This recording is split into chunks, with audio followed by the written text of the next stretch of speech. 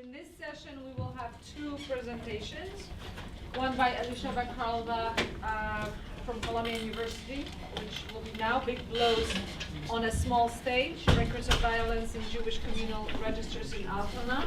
And the second one by Yair Minsker in about an hour. So, thank you so much.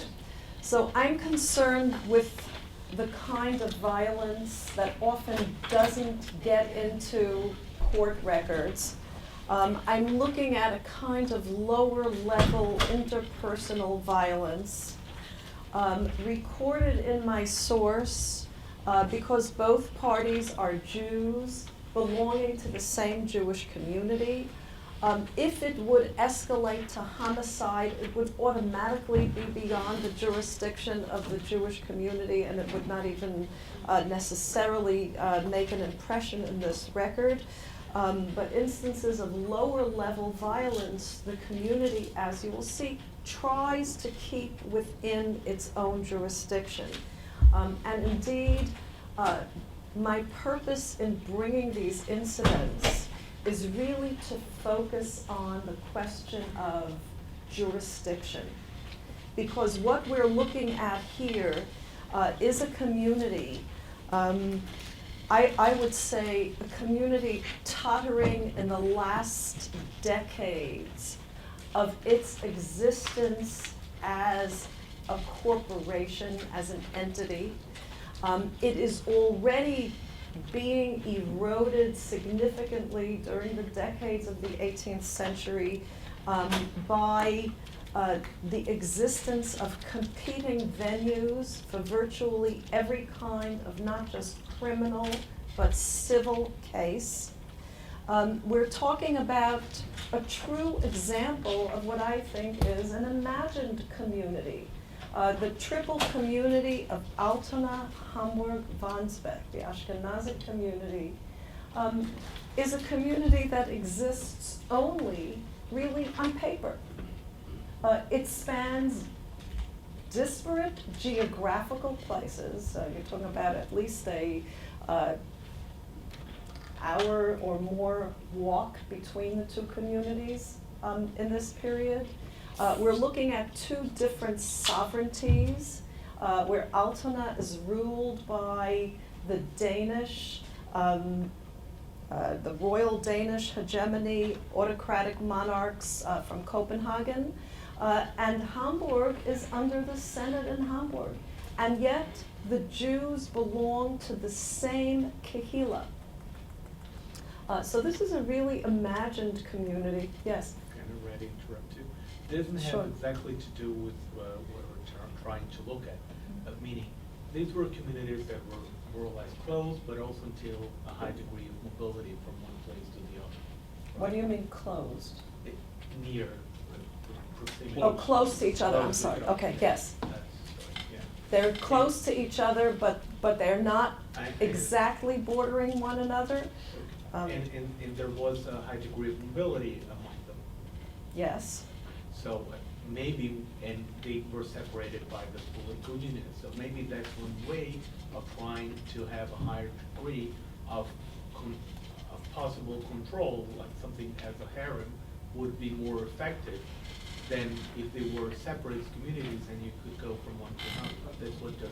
Okay, I'll get to that. Let me move further into the sources, and then we'll talk about that. It's a very uneasy consortium or condominium, or call it what you want. And part of the reason for the absolute flowering of sources. This is one of the most well-documented Jewish communities, certainly in Jewish sources, but also in archival sources, because there are constant struggles over jurisdiction. And there's a lot of competition over jurisdiction.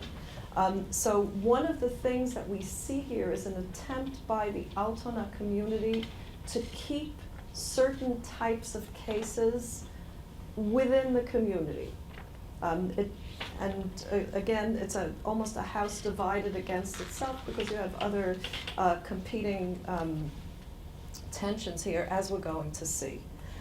The particular Pinkas from which I cite is one that is semi-official, again, also a kind of borderline case.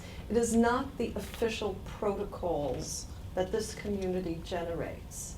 It is the notebook or the notes kept by one of the gabaim or shamashim. These terms seem to be used pretty exchangeably. It's a semi-official record.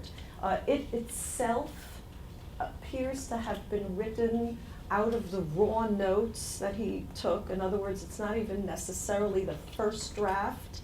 And the protocols, the formal protocols, would have drawn upon these sources, but would not necessarily have included them all. So here's a man whose business is to write down everything of interest that happens in the community, particularly where he is involved as an official notifier or recorder. Many of the entries begin, Lizikaron. I just want to note this so that it is remembered. Nobody tells him to do it.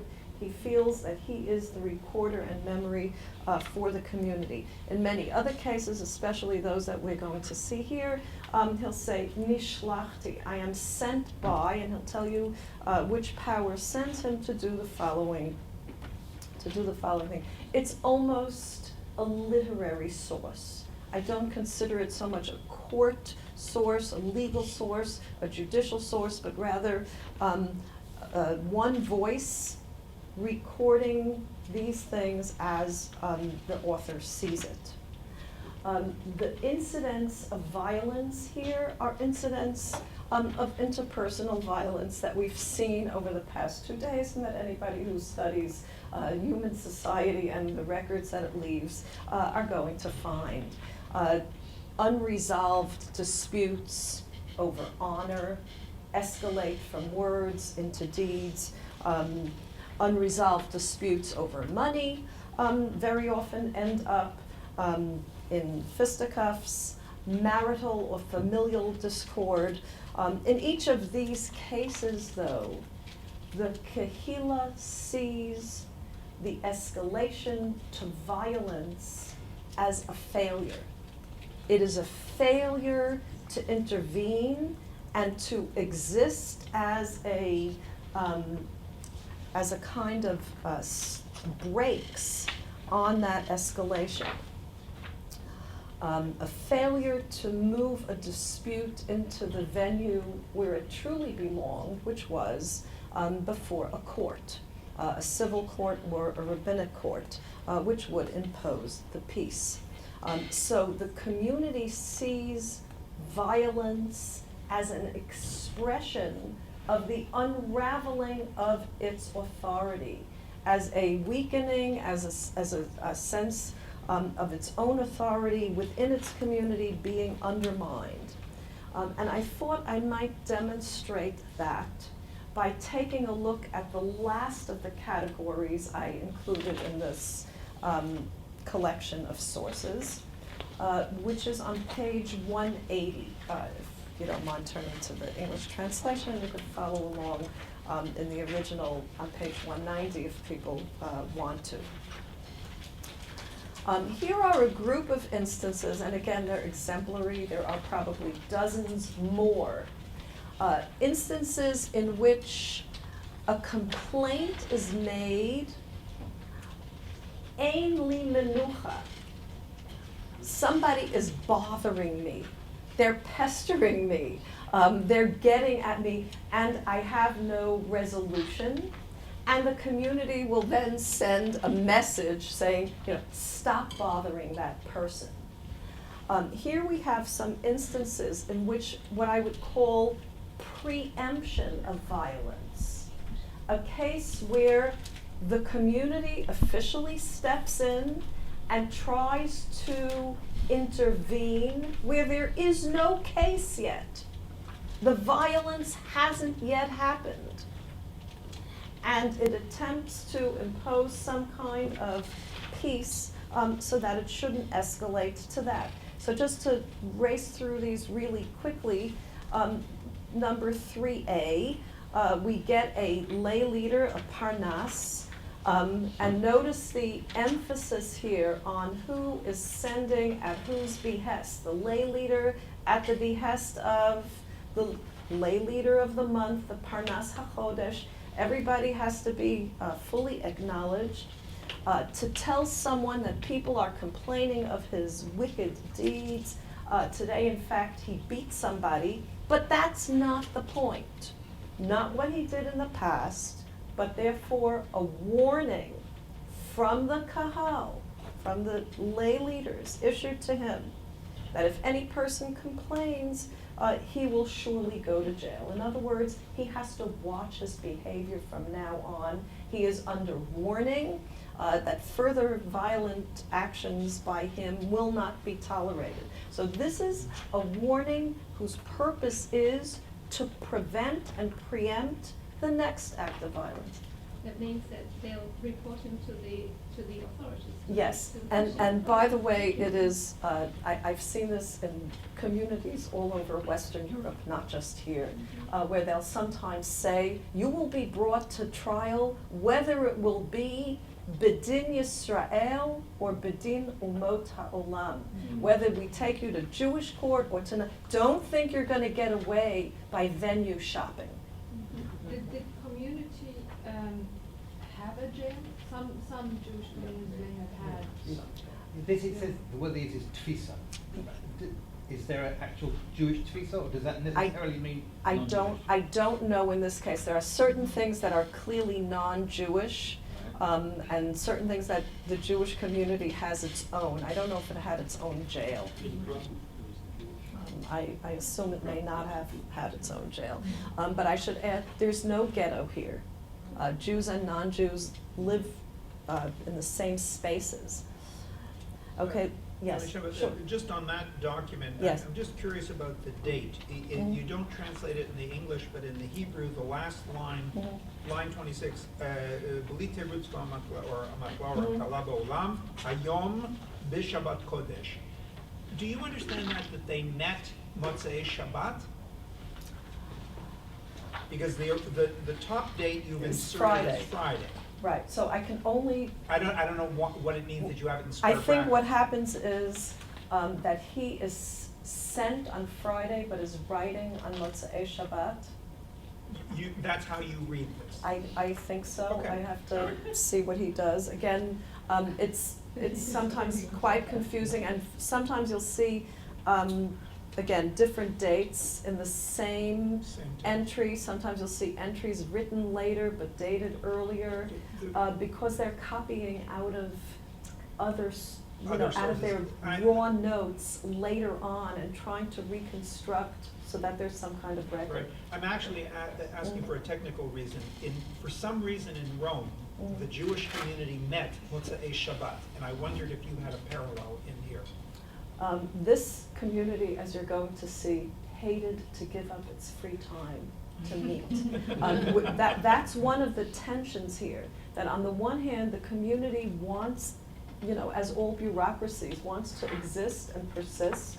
On the other hand, you have a real problem in the 18th century, and again, not just limited to this Kehillah, where people don't want to serve. Time after time, they're being appointed to various positions, where in the 16th century, these are considered prestigious positions, powerful positions. This is the elite of the community. By the 18th century, they don't want to be bothered with this. It's an uncompensated position. The honor is negligible, and the time involved is considerable. These are business people. They have other things to do with their time. And with the exception of those that seem to be truly devoted to maintaining the community's integrity and function, many of them are fined very high, steep fines for not serving, and they don't care. They'll pay the fine and not serve. Why do you describe it as a crime that has not been done over here? Well, because it's a warning about the future, and nothing is said about the event. Well, It's not a case. They're telling him, don't do this again in the future. Look at the next one, it'll become clearer. I don't want to spend too much time on any of the one source. I want to look at this little group of what I call preemptive cases. Okay, so look at number 3B, where again he's sent to tell someone that there's been a dispute over some work furniture, a table and a bench. He sends to said Natan that he is obligated to return the said items to Simon in order to prevent them from coming to blows, for both of them are hotheads, ragzanim, and we are concerned that a dangerous situation will arise. Okay, so again, prevent the violence before it happens. Settle the dispute before these people who are known to be violent people engage in violence. The next one, I was sent again to tell them that they should not make a quarrel or feud, certainly not raise their hands, neither against Mr. So-and-so, Mr. Wagner, nor against his wife. If we have time at the end, I want to look at gender and violence. It's shocking, or at least it was to me, how many cases there are of people beating up other people, men and women who are not related to each other as far as I could discern from the sources. Yeah. They're not, they're not very much concerned about their image before the non-Jews, or their. Well, I was very intrigued by your raising that issue. No, they're not. That's not the question here. They are concerned about their image before the non-Jews, but not about the violence. They're concerned about being seen as not being able to control their own community, and therefore as not deserving of their own system of justice anymore. But it isn't the violence per se. It's violence as a symptom of an unraveling system. Is that stated, or is that an interpretation? That's my interpretation. Yes. Yeah. Isn't it true, I don't know about the case of those communities, but in Berlin, for instance, the community was responsible as a community for transgressions or crimes committed by Jews in general. Isn't that right? That's barely right anymore, Okay. because again, here you're still working with an autocratic monarchy that recognizes the Jewish community.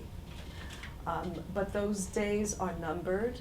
In Hamburg already, they don't recognize the Ashkenazic community of Ahu. The city, the Senate, doesn't want to cede any of its sovereignty, so to speak, to the king in Copenhagen. But suppose Yeah. a Jew So- beats up a Gentile, is the entire community responsible? for Not this? in the Not- 18th century anymore. So we're already out of that. There are plenty of negative things that Jews as a collective still labor under. For example, if you look at the newspapers in this period in Altona, you'll find the following. In one day, an advertisement. A gentleman lost a very expensive watch, and it describes the watch encrusted with diamonds and jewels, and posts a reward for whoever finds and returns his watch. In the next day, news flash. A young Jewish woman, a poor Jewish girl, found this watch and returned it to the owner and refused to take the reward. It's an amazing thing that even among the Jews there are honest people. And this is contemporary. So Jews still have a lot to prove, but they're not collectively responsible for things like murder or even theft anymore. And let's just look at the last of these preemptive cases. I'm looking at the end of the paragraph. Okay, so we have this threat of violence. It would have been a real murder. Again, this thing of like almost ritzicha, mamish ritzicha, this comes up a lot. Therefore, about 5 lines from the end of the paragraph, the parnas of the month should send a messenger to them that they should sit and do no harm in the future by word, deed, or lifting of hands against their brother. If not, they'll get a big injunction from Kahal. For there is judgment in the land, ki yesh din ba'aretz. And if they have a dispute between them, they should bring it before the kahal. So here you see that the purpose of preventing the violence is we need to show that the kahal controls the community, and that if there is a dispute, that is the proper venue to bring it. What is the meaning of the last word in line 6 of the same text? Could you just tell me which word? It's I line don't, 91. yeah. It says, בכל זאת הם רוצים להכות. לכבוד מורנו ורבנו.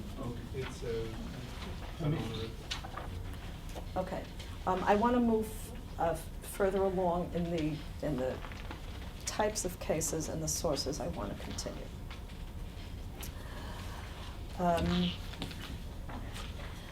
Possibly the most violent and heinous of all the beatings and assaults that I've come across in this Pinkas is the one committed by a shochet, a kosher slaughterer. And one would imagine from what we just read about the prevention of violence, that the community would be, that the kahal would be up in arms. So I want to do two things. Let's just read for a moment the description of the violence itself, and then let's go to the framing material to get a sense of what's wrong here. So if you go to page 174 for a moment, I'm just picking out, I bolded the actual description of what happened, again, coming to us mediated through various voices. So here are the evil deeds of Reb Daniel Sheichet, Reb Daniel the slaughterer, who committed a real murder, in quotation marks, mamish aretzicha, mamish retzicha.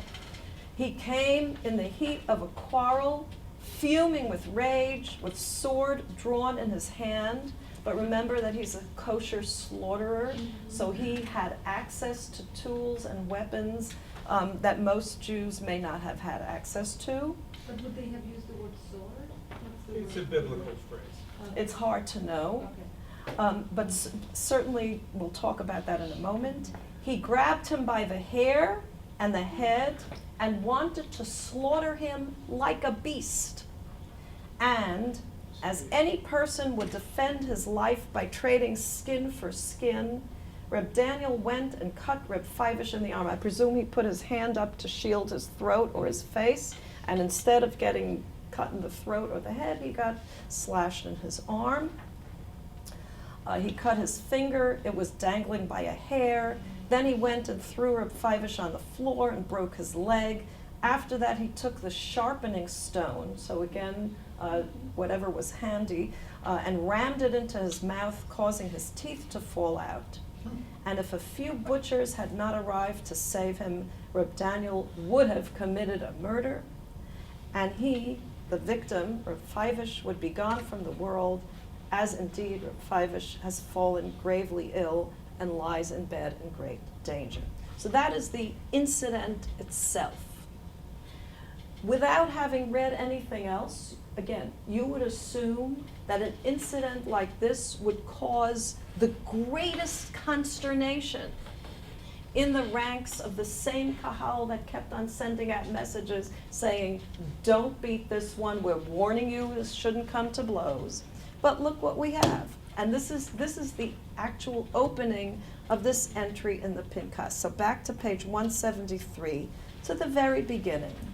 Today, Tuesday, the 3rd Tammuz, so in the heat of the summer, came a writ from the Parnas of the month to tell the substitute Parnas of the month that the Shochtim of Altona, so here we have reference to a guild, okay, a group of professional Shochtim who are deeply concerned and request a meeting of the Kahal tomorrow because of the incident that transpired between the shochet, Daniel Fivish, son of Aaron Levi. In truth, the parnas of the month, okay, now this is the Gabbai writing, does not wish to convene the kahal and cause it discomfort during this chamima. You know, it's a heat wave, people are away on vacation, they're taking it easy. They don't want to have to come in and sit now and adjudicate during this heat. Therefore, he says, since the parnas of the month is not present, maybe the substitute for the parnas of the month should seek to find out about this deed, who is innocent and who is guilty. There's no presumption here that the victim of the violence is the innocent party. Yeah. Think about conveying the kahal and adjudicating. Couldn't have also something with the entanglement within the community. So maybe these were, I guess, small communities, and everyone knew each other, and there were two parties that were having a conflict. Maybe you don't want to be in the middle of this dispute, or maybe it could have. This is an especially interesting case, because you would think that given the level of violence here, which seems to have been a really brutal assault, that they would have been more concerned. But what ends up concerning them is not the violent act. Let's read till the end, and then you'll see why I'm making this point. So he, you know, let it wait till they convene. Let's make some temporary peace until the next meeting of the kahal. Okay, so then he gets sent this message. He says, no, you take the case. No, the other one says, you're the one who deals with the slaughterers all the time. You take the case. In the meantime, it's bounced around and nothing happens. After this, the next day, he goes to the wife of the victim, Fivish ben Aaron Levi, and also to the elders, and I don't know who that is, but I guess it's her advisors, to warn them that a rumor has reached said lay leader of Hirsch, the one who didn't want to be bothered in the middle of the summer. Suddenly something bothers him, and it isn't the violent act that was perpetrated within his community. What bothers him is that he heard that they want to approach the Gentile courts, and all of a sudden he's bothered. And they should not do this, for justice is to be found in the Jewish courts. And there are judges in the land, and truth will emerge, and he means Jewish judges.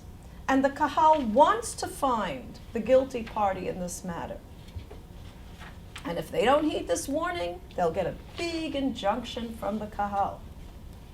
And they responded as one, heaven forbid, we would never go of our own volition to seek justice in the Gentile court.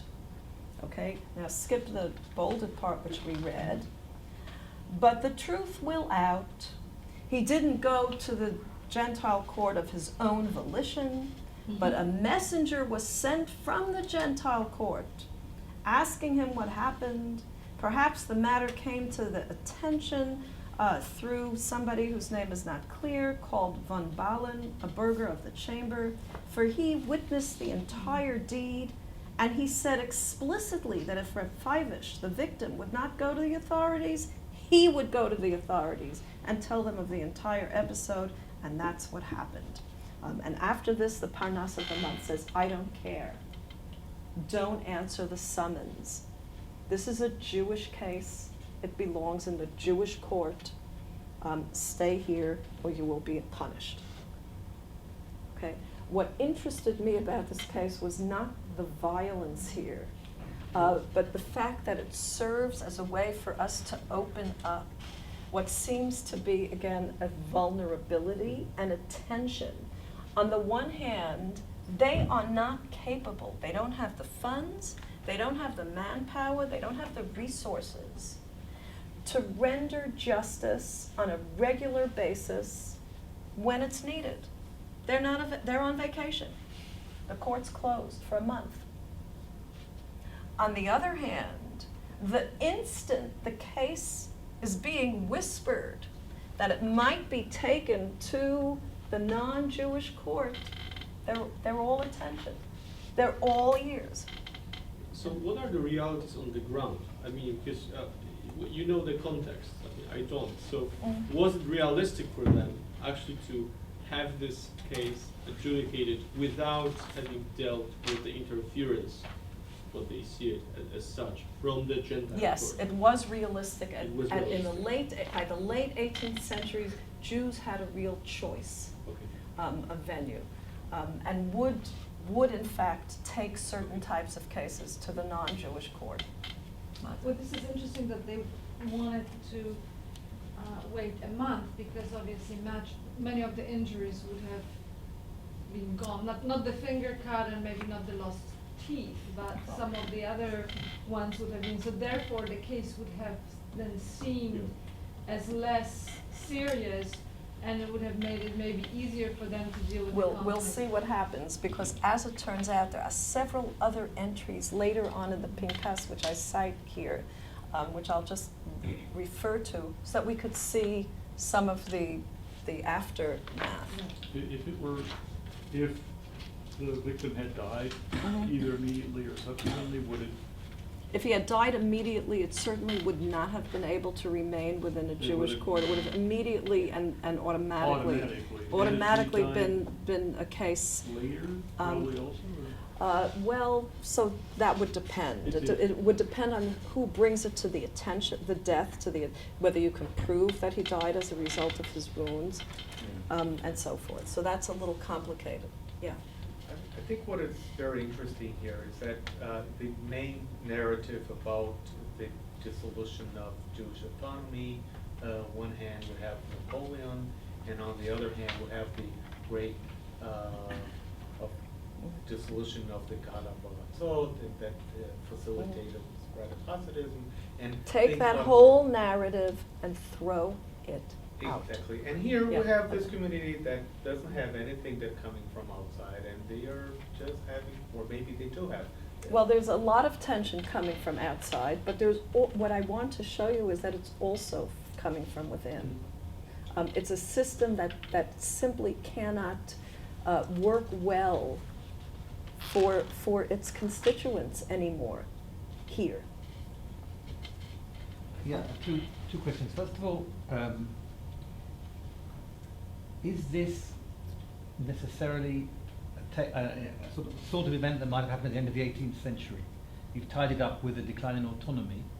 The desire of Jews to keep cases out of Gentile courts is not new in this period. It's old. We know that Jews did the venue shopping. So to what extent would you assume that this is of its time and not a more general thing? I can't make any assumption. I can only tell you, take a look, for example, at the wonderful dissertation of David Horowitz on the Hamburg community. For Altona, there are very few records. They didn't tend to write anything but a line for a case, and sometimes it's even difficult to identify and match people's names, because they use different names in the court system and different names in the Jewish records. So it's almost impossible to have a really good, to know whether it ever came there and what the disposition was. But for Hamburg, we have extensive records. And there you can actually see, you can document how many cases of Jew versus Jew were brought every year.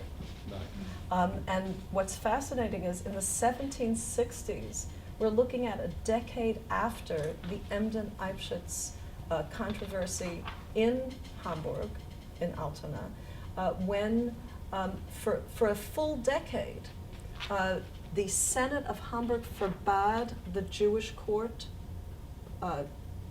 to function at all. The Bet Din was suspended. And during that decade, Jews had no choice but to go to non-Jewish courts. And after that decade, so now in the 1760s, it's a real choice, and Jews are familiar with the venue, and they know they're going to get a fair deal, and they're going to use it, and they do. it's exponentially rising, the numbers So in perhaps these years. follow up briefly, then I'll stop. Yeah. It suggests to me two things. First of all, if that's the case, why is the Kahal so concerned?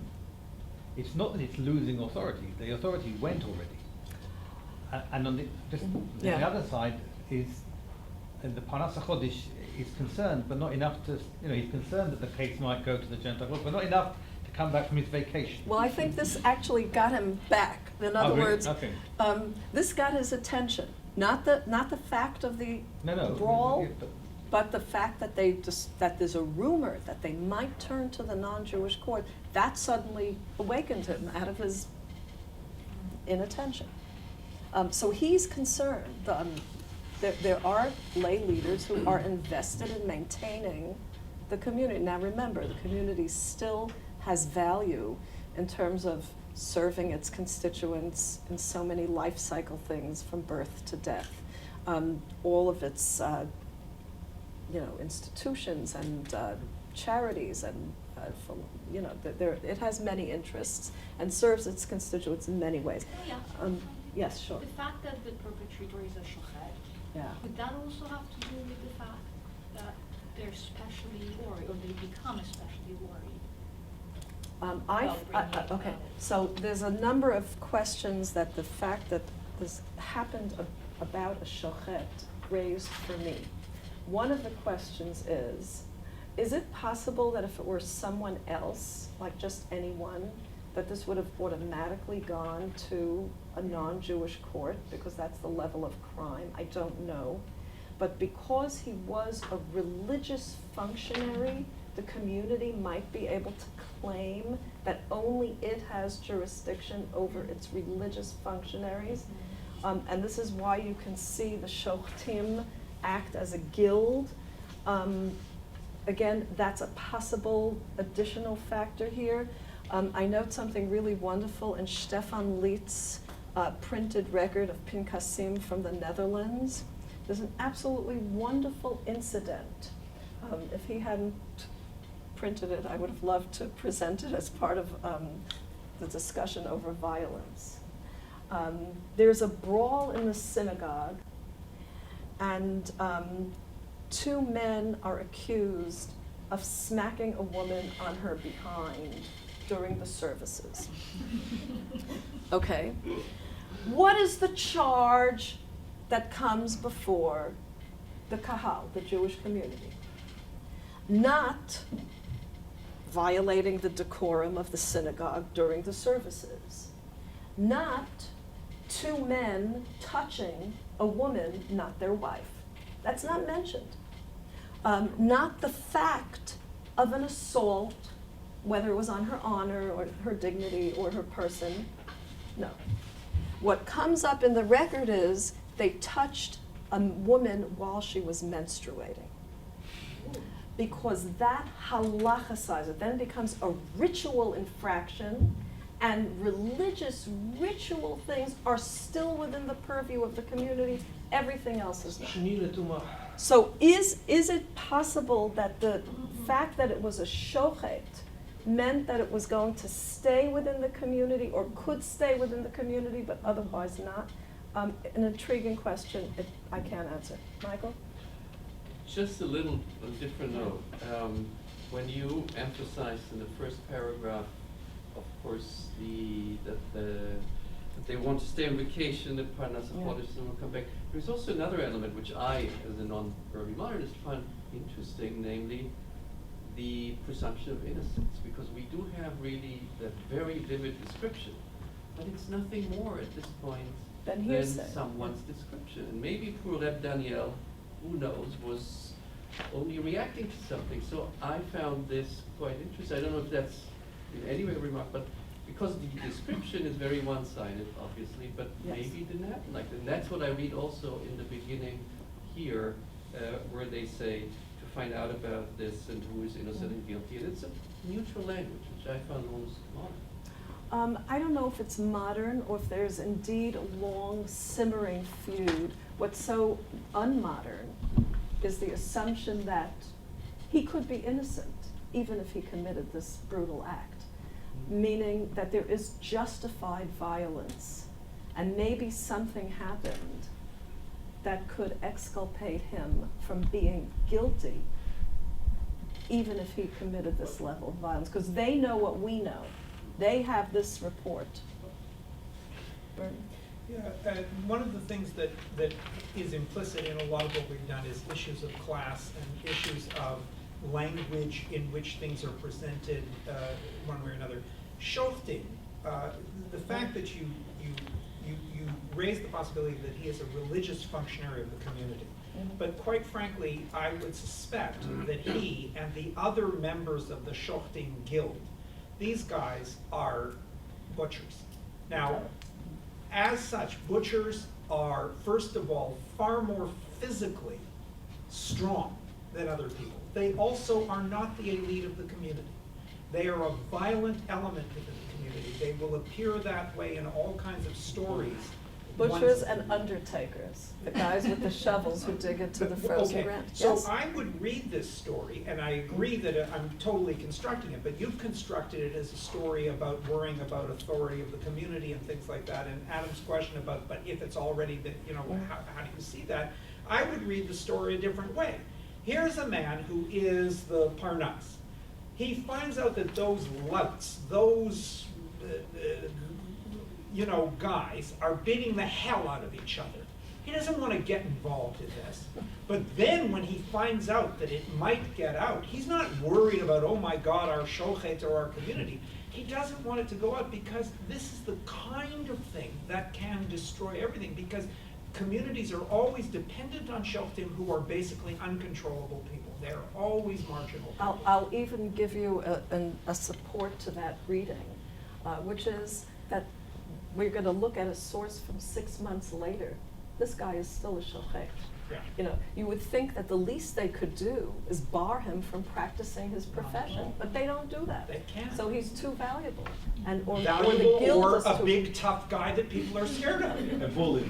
Not necessarily a bully. There is an interesting case Okay. here of Violent. officer against Karen, and why don't we get to page 175 Yeah, okay. to Yeah. see how things Yeah. go? What could they have done theoretically? What were their powers in Altona in the late 18th century? They could have done many things.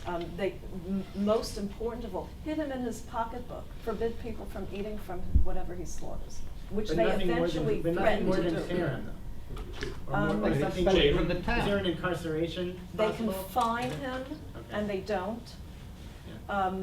Or he doesn't listen to it, he doesn't pay attention. He doesn't pay attention, essentially what they say is they Didn't work. They impose the strongest cherem upon him, and it doesn't affect him No. at all. Is that because they couldn't do more, or they could do more, they just didn't bother? I think what Bernie is talking about, not so much that they're just ferocious louds and people are scared of them, but that they also perform an absolutely vital service to the community, and they're a union, and you can't break them easily. Like a mafia? Well, a union, yeah. Just a very quick question. Do you think that it is important about this presumption of innocence that you have distinction between the murder committed in the heat of the brawl, or what you have in one other text, this Retzi Habamazi, the preempted or intentional murder? Does it matter in the text? It's not so much a question of whether it matters in the text, but whether it matters in the context. Okay. In other words, is there a context in which brutal violence could nevertheless be explained, justified, and tolerated? So- And the answer is maybe. In other words, the sources leave room for that possibility. A very small thing, 1B on the bottom of page 174.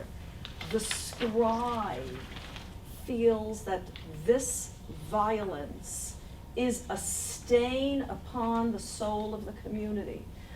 He writes, one sin, avera, goreret avera, it brought with it a bad karma. Another crime took place the very same day. I bring this only to show that this was not a usual, it was not the accepted daily thing. This was a real exception, some real incursion into the dailiness of life. But what I did want to bring your attention to on page 175, and here, look at the date. Today, Wednesday, the 28th of Shavat. We are now 6 or 7 months later in the cold of winter. We're not in the heat of the summer anymore. And the wife of the victim, whose husband is still in bed, incapacitated, sends an absolutely enraged appeal to the members of the Kahal, saying, my husband was just sent an injunction for not paying some dues, some guard dues that were, while his near murderer walks around unpunished. You know, where is justice in this land?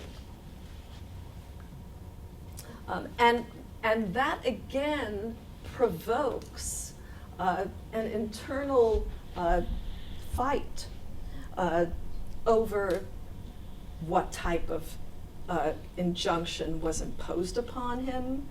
If you look about it, again, I'll read quickly about approximately 10 lines from the bottom of the page. To this, Rabbi Chaim, the lay leader, replied, lies within lies.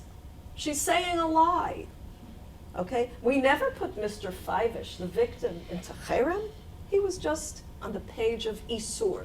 One is religious, apparently, that the Bet Din imposes, and one is the Kahal imposing.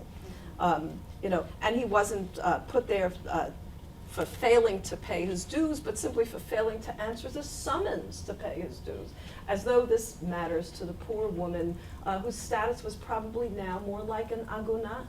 She has a husband who cannot provide for her financially, and who knows if he'll ever regain his strength.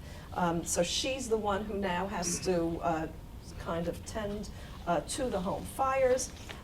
Eventually, if you turn to page 176, the case comes to its conclusion. If Reb Daniel the Shochet doesn't pay those dues that his victim owed, will tell everybody, will go from house to house and tell everybody not to buy from his shchita. You know, why didn't they do that in the beginning? Well, as you can see, again, we're looking at a lot of different pulls, so many directions. What you spoke about, when you're talking about a small community, so many different motivations here. If they disable the shochet, if the shochtim decide to maybe close ranks around him, you know, who will provide meat? What will be the loss to the community of the income from that kosher meat? The income, and maybe the guard is related to the income because many taxations for the community came from that. So maybe he was, from the shechita was going money to the guard. But maybe here the most important thing, people can live without meat. We know that, but they did not know that. They thought that meat was essential for maintaining health, especially for pregnant women, for children. We know that one could live without meat, but in the 18th century it was not considered a great luxury. It was considered for a Jewish community a real necessity. Now again, to what extent, and poor people, you know, how often they actually ate meat. To what extent it's critical to the existence of the community in the mean, as a They resource. believe it's critical. Yes. As resources for the community. Funding. You mean the taxation? Oh, yeah. Oh, Yeah, that too. Yeah. Sometimes, Yeah. some years ago, I studied kosher bachelors in Roman Jewish community at the mid-16th century, and the question is that they were considered as an essential service, an essential function to the Jewish community itself. So the Jewish community had some supervisor that must check the work of the shochetim. And if there was a quarrel inside the group of the shochetim, the Jewish community acted to try and, yes. keep the things quiet. Okay. Because it's essential that the Jewish community couldn't stay without a shochet. But I don't know, my impression that a lot of the conflicts between the Hasidim and the I'm not going there now. Refuse. Okay. What? Can I ask, or do you want to go on? No, you can ask, but not about the Hasidim. No, no, It's I'm not. Using not the voice of the sources, but the voice of the historian. I mean, this case shows exactly why, certainly in the Polish context, the Jewish institutions didn't function properly. Because if the widow had wanted to get some kind of recourse to her actions, she would have gone to the non-Jewish court. So there's something, it's actually very interesting. I imagine she hasn't gone. That this hasn't got to the non-Jewish But court. they say Okay. it Am I- happened, right? It's not clear if she went. What's clear is that the shochet continues to act with impunity, to function as a member of the slaughterers' guild. So it raises the interesting question, what the widow was doing. What the wife, she's not a Oh, widow. the Yes. wife, yeah. Well, I'll tell you exactly what she was doing. Turn to page Is there a guild 177. mentioned here, by the way, in those documents? No, when I say the shoch, it says the shochtim in the very first thing, come to the kahal and ask them to convene tomorrow. And there's also another interesting evidence of shochtim acting as a group, because they prevented the violence from going any further and from him actually killing the guy. It says if shochtim had not intervened, so this apparently took place perhaps in the workspace, in some venue where other shochtim were present, and therefore they saw it very much as a part of something that affects them. I use the word guild only in quotation marks. It's not. But he also used the stone that the butchers used, right? He could have had it It was in his it house. was just a sharpened stone. Oh, in his house. The He stone. could have brought it home from work. We never heard from Daniel. His voice is not. His voice is not here. But look what we see, and this is my transition into another category which we won't have a lot of time for. But the category of violence between women and between men and women. It's not on the same level as the violence that the shochtim commit, obviously.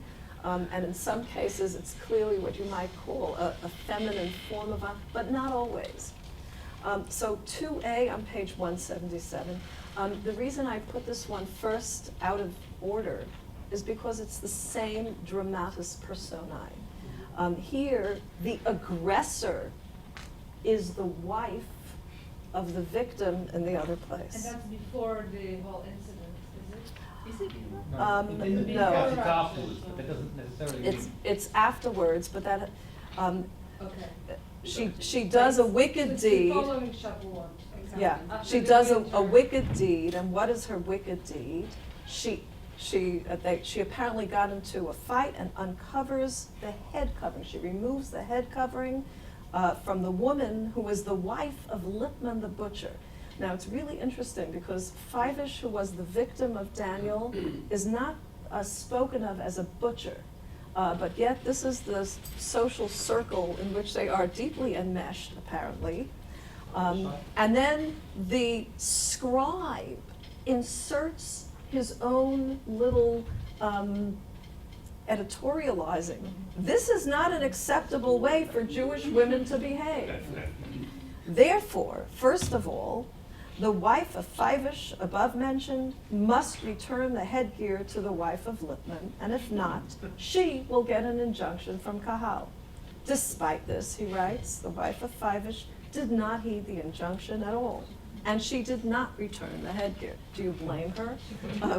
She obviously had no great respect for the injunction of the Kahal.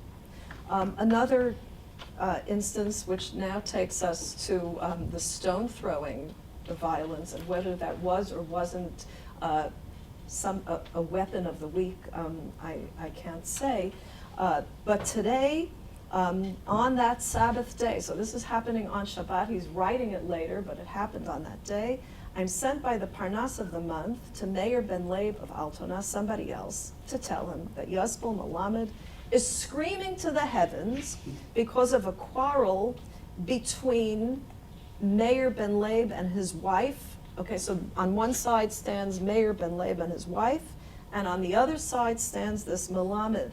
Not only did the wife of said Meir throw a great stone at said Reb Yasbel, and truly, this was a stone that had within it the power to kill.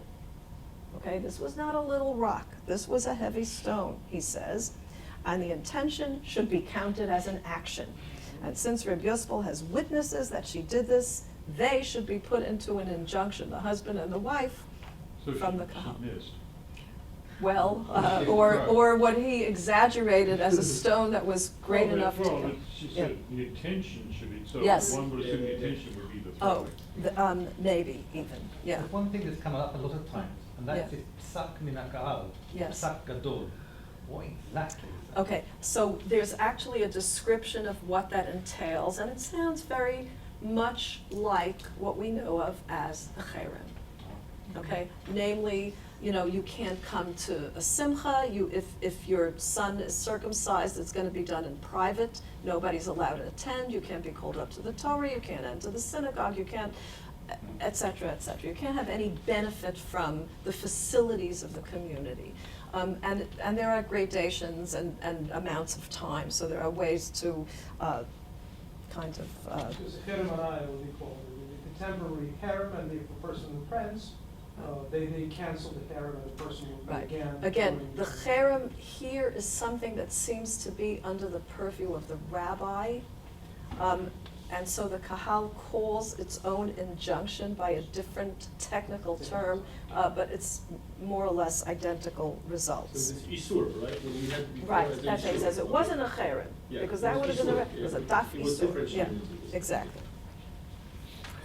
And these were actually boards. The daf hacherem was in fact a board, like a blackboard that would be set up at the entrance to the synagogue, on which the names of all the people who were banned would be written.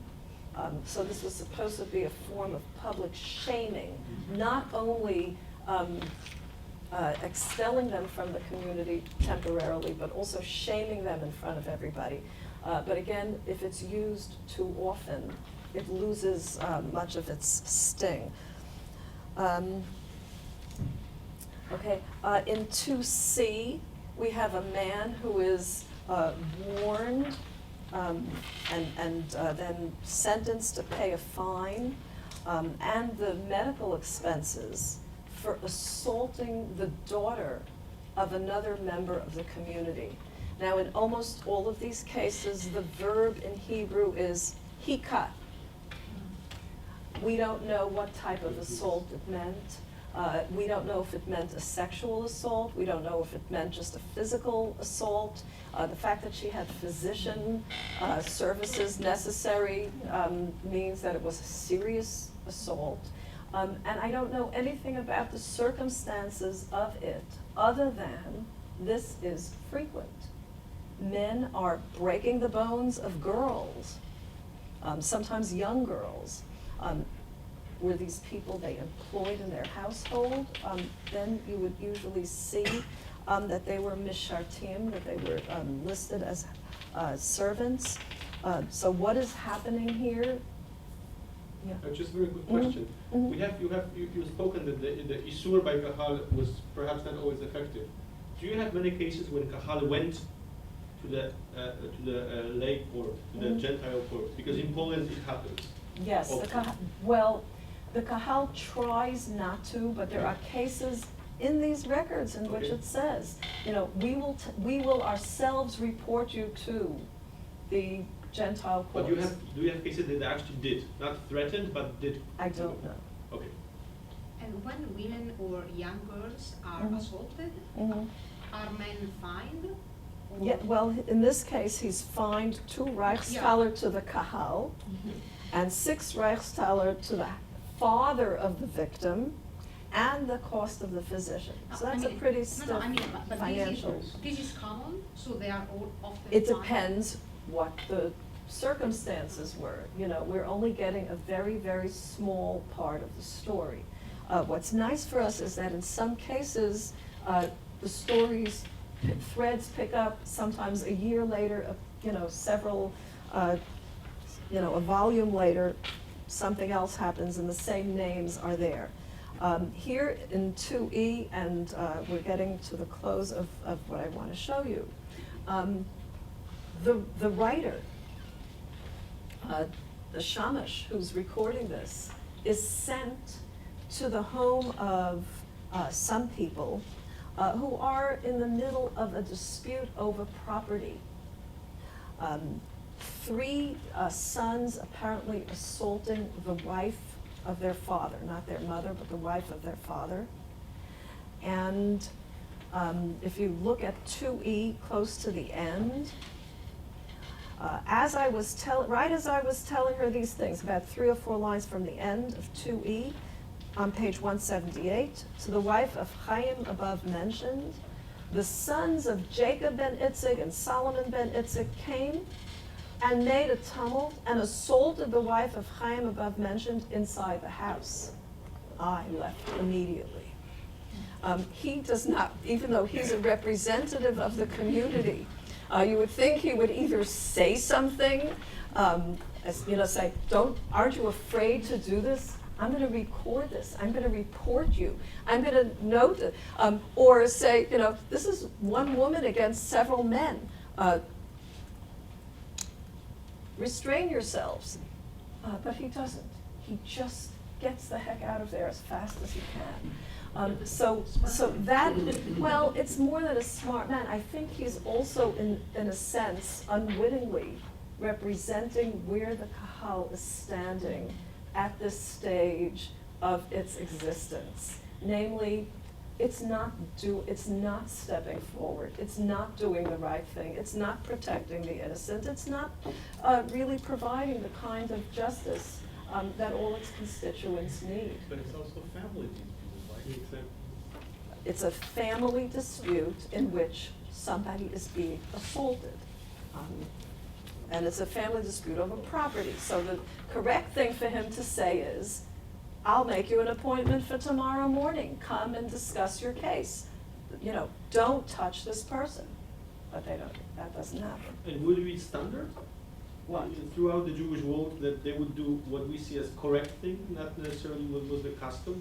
Because maybe it was the custom not to interfere in the domestic violence at all.